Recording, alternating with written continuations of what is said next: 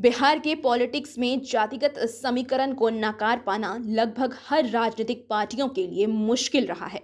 यही वजह है कि हर बार चुनाव में बिहार की सभी राजनीतिक पार्टियां अपने अपने राजनीतिक समीकरण बनाती रही हैं।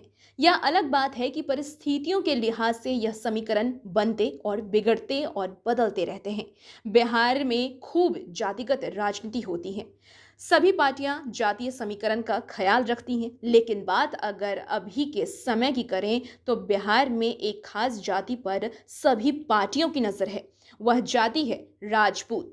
राजपूतों को अपने पक्ष में गोलबंद करने की भरपूर कोशिश हो रही है। इस समय बिहार में राजपूतों के नेता माने जाने वाले और पूर्व सांसद आनंद मोहन चर्चा में हैं।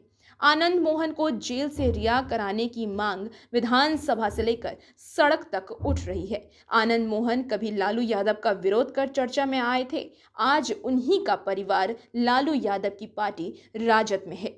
आनंद मोहन के बेटे चेतन आनंद राजद से विधायक हैं। चेतन आनंद ने विधानसभा में अपने पिता की रिहाई का मुद्दा उठाया। अब यहां आनंद मोहन का प्रभाव समझिए। रिहाई का समर्थन सिर्फ राजद विधायकों ने ही नहीं, जदयू के भी कई विधायकों ने किया। हालांकि सरकार की ओर से इस मांग को यह कहकर खारिज कर दिया गया कि आनंद मोहन एक डीएम की हत्या के जुर्म में उम्र कैद की सजा काट रहे हैं, इसलिए उन्हें रिहाई नहीं दी जा सकती। हालांकि उनके बेटे चेतन आनंद और राजद के नेताओं का कहना है कि सीधे तौर पर आनंद मोहन ने डीएम की हत्या नहीं की थी, उनके ऊपर भीड़ को उकसाने का दोष है। इसके साथ ही चेतन आनंद ने कहा है कि सीएम नीतीश कुमार ने 2020 के विधानसभा चुनाव के समय आनंद मोहन को रिहा करने का वादा किया था और उन्हें अपना पुराना साथी बताया था। वहीं चेतन आनंद और राजद रिहाई की मांग को लेकर 29 जनवरी को राजधानी पटना में बड़ी रैली करने जा रहे हैं। राजपूत समाज पर अभी भी आनंद मोहन का प्रभाव माना जाता है। ऐसे में जदयू नाराज राजपूतों को भी अपने खेमे में करने में जुटी हुई है। जदयू डैमेज कंट्रोल करने के लिए 23 जनवरी को महाराणा प्रताप की जयंती मना रही है। इसका जिम्मा पार्टी के बड़े राजपूत नेताओं को दिया गया है। जदयू के एमएलसी संजय सिंह इस आयोजन का सारा काम देख रहे हैं। चर्चा यह भी है कि संजय सिंह महाराणा प्रताप जयंती में लोगों को निमंत्रण देने के लिए पूरे बिहार का भ्रमण करेंगे।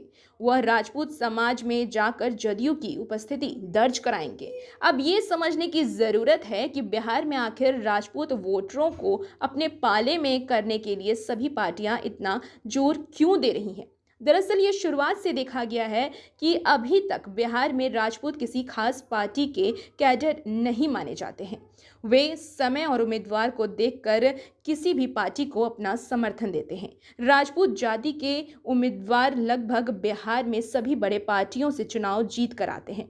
बिहार की राजनीति में राजपूतों का दबदबा इसी से समझा जा सकता है कि यादवों के बाद विधानसभा में राजपूतों का प्रतिनिधित्व बिहार में कुल 28 विधायक और 7 सांसद राजपूत जाति से आते हैं। हालांकि अभी सबसे ज्यादा राजपूत विधायक और सांसद भाजपा पार्टी में हैं। 1931 के जनगणना के अनुसार बिहार में राजपूतों की संख्या मात्र 4.2% है, लेकिन इसका प्रभाव अधिक है क्योंकि राजपूतों को बिहार के दबंग जातियों में से एक गिना जाता है। इसके पास धन बल की कमी नहीं है। यह अन्य जातियों के वोट को भी प्रभावित कर रहे हैं। इनके पास इतनी क्षमता है कि अपने समर्थन और एकजुटता से यह राजनीतिक रुझान बदल सकते हैं। इन्हीं कारणों से राजपूत जाति का महत्व बिहार की राजनीति में निर्णायक साबित होता आया है। इसलिए आज भी सभी पार्टियों की निगाहें राजपूत समाज के ऊपर टिकी रहती हैं।